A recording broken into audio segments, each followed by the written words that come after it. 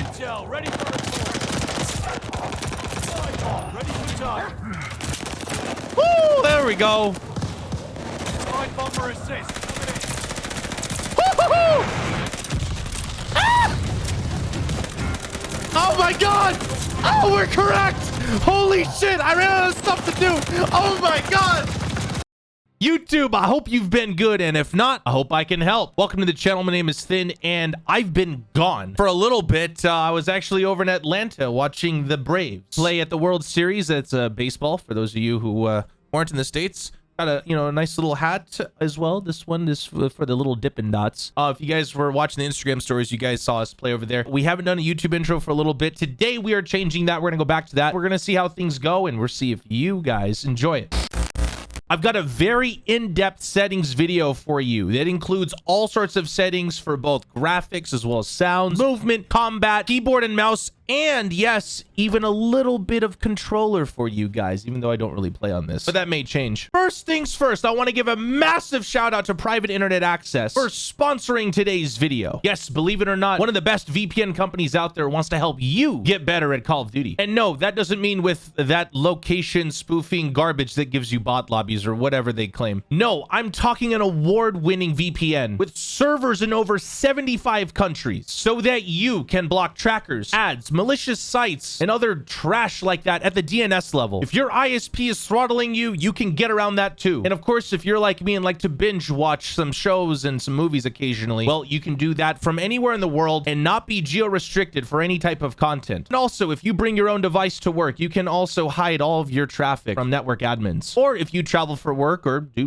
just travel for fun like me occasionally, you can ensure that your connection is encrypted anywhere you are. Using my special link, privateinternetaccess.com/thin, you guys get 4 months free and 83% off. That's less than $2 a month. It's the biggest discount they've ever given out. Period. So do me a huge favor, and after you're done making sure all your settings are good to go, give them a visit in the link down in the description below. Today's settings is after playing for over 15 hours in Vanguard. There's a lot to unpack here, so get a pen and paper or start taking notes on your phone. The very first thing you need to do is go into your account network and go to import settings. This will bring all of your Warzone settings over so that you guys don't have to go back and do these all one by one. Good stuff first. Let's get into the graphics. I'm going to go through these as efficiently as I can. If you see anything good, screenshot it, send it over to your squad mates. I have my frame rate limit set to 144 because that's what my monitor does. Menu and minimize, I stick to 60 each in case I want to stream my gameplay in Discord if I need to do a call or if I need to test any sort of functionality. Now that we scroll down, aspect ratio, brightness, make sure you follow their settings. Make sure your display adapter is set to your GPU. If you're on a gaming laptop, make sure it's set to your primary gaming GPU. If you have any sort of issues with textures,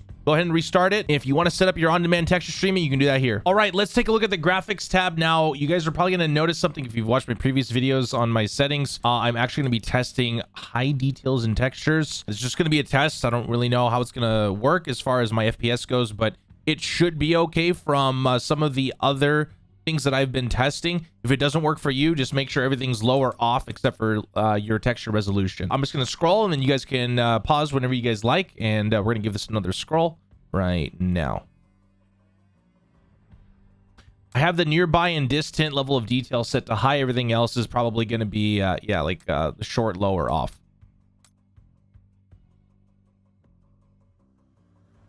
Now, for some reason, I have all my drivers up to date, but this stuff is, I don't know why it's not working. It's probably a bug. It'll be fixed later. What I do want to make note of, though, is make sure that your FidelityFX CAS is turned to on. I'm going to turn my anti-aliasing to this. I don't know. It just seems to be a little bit weird sometimes. We're going to try it like this. Again, if it looks kind of weird for you, you can turn it back on, but I prefer having clean lines for Call of Duties for whatever reason. The anti-aliasing that they do in it makes things just a little bit too hazy for me. I don't really like it, so I usually have these ones lower off. And last but not least, make sure your VRAM usage target is pegged to the max. All right, let's go ahead and go over to gameplay. Field of view, you want it at 120 and ADS field of view. You must have it at affected if you want to have lower recoil. Also, all this blur stuff, make sure that's off. Last but not least, this NVIDIA Reflex low latency, turn that one on. If you've got a newer GPU, you might want to use it. it's supposed to be very, very good. Now let's go over to audio settings. This one, I would probably recommend having your music and dialogue turned low. I'm going to have my dialogue, actually, I don't know why I had that at 100. I'm going to have it down to like 30 for right now. Everything else should be pretty okay. Hit markers. This is how loud you want the hit markers. I think the hit markers right now are okay. We'll probably turn that down to like 40-ish as well, though. For the audio mix, I'm using night mode. This is the one that I prefer. It was midnight mode in Warzone. This allows me to hear details and actually turn up the volume on my actual system itself so I can hear everything very, very nicely myself, and it's not artificially boosted in game. And then voice chat, I have it turned off because, well, I mean, it's Call of Duty. You guys know why. These are just going to be kind of quality of life type stuff for your text chat, subtitles, etc., etc.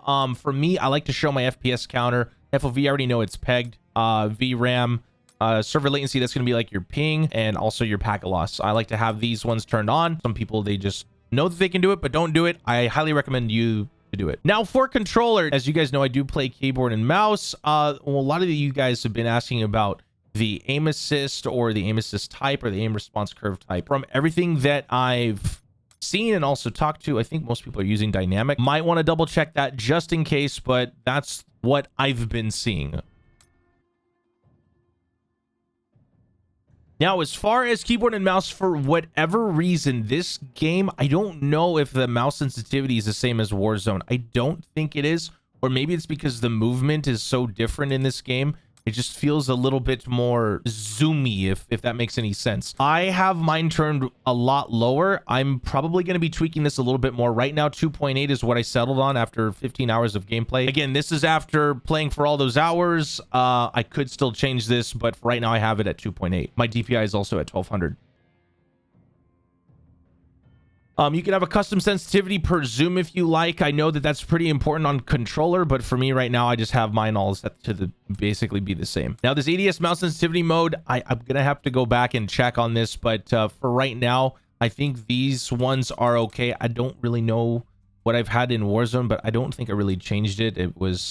It seemed to be okay. I'll get back to you on that if it does change, but for right now, I think everything's fine there. As far as the ADS sensitivity multiplier, make sure you keep that at 1. You don't want to have any mouse acceleration or filtering, anything like that, or smoothing ever. Now, for gameplay, as far as movement goes, I just want to kind of make a quick note. Automatic tactical sprint should be on if you guys are trying to get that sweet movement speed that you guys see from all the amazing players in the Call of Duty games. Now, as far as this game, though, this setting right here is very, very important. Your automatic airborne mantle should be set to partial, and then your grounded and automatic ground mantle should be both off if you want to have your character slide cancel just as it does in Warzone. Otherwise, it can feel a little bit clunky. I've heard a couple people talk about this. I also noticed something, but anyway, I kind of went back and checked myself, and yeah, just have this set for right now.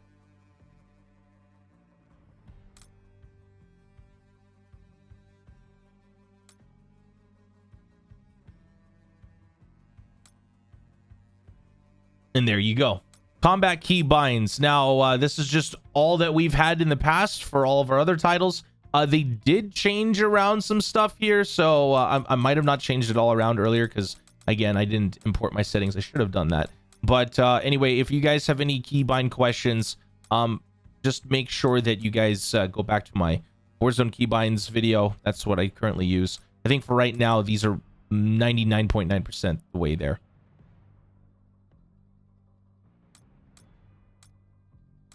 Slide. Change stance. Oh yeah, I'm supposed to just have it set to slide.